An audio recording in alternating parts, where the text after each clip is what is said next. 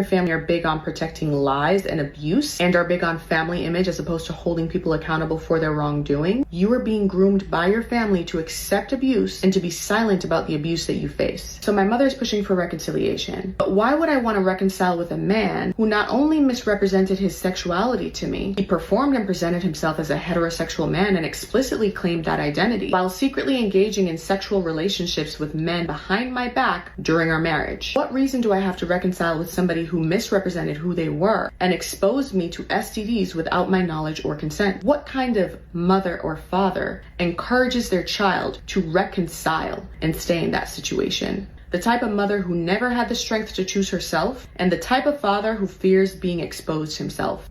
As an African daughter, this hits home. It hits home because I definitely understand. So my mom too was kind of in a bad relation, not kind of. That one is a story for another day.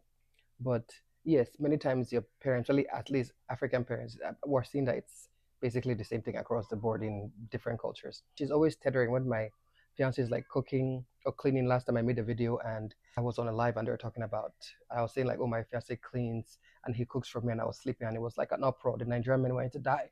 They were there for 2 weeks to attack me, but it's like, you can't attack me for anything. I'm living a good life, the life I actually want. Many of those men, they're insecure because they are not up to par and they see you living well. They're scared that other women will see you. Well, too late. Women would have already seen you.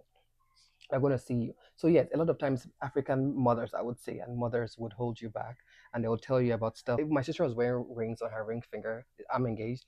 And she was like, don't wear rings. I'm like, please, can you just let her wear rings? Like, if a man sees her rings and thinks she's engaged, that's on him. That's not my problem. Because even when I was younger, I thought like that too. But I was like, why? And I never used to wear rings. I just literally got into rings like end of last year and this year.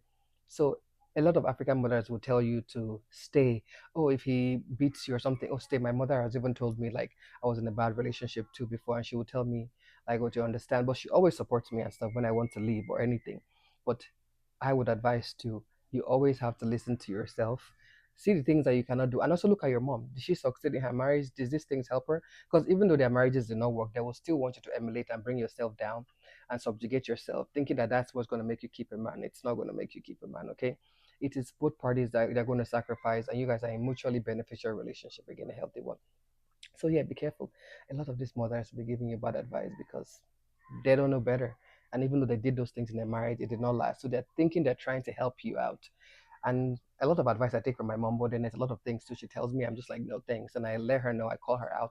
And she recognizes a lot of them when she's growing in a lot of them. But we still have a long way to go. So my sisters, be careful the advice you also take from your mother.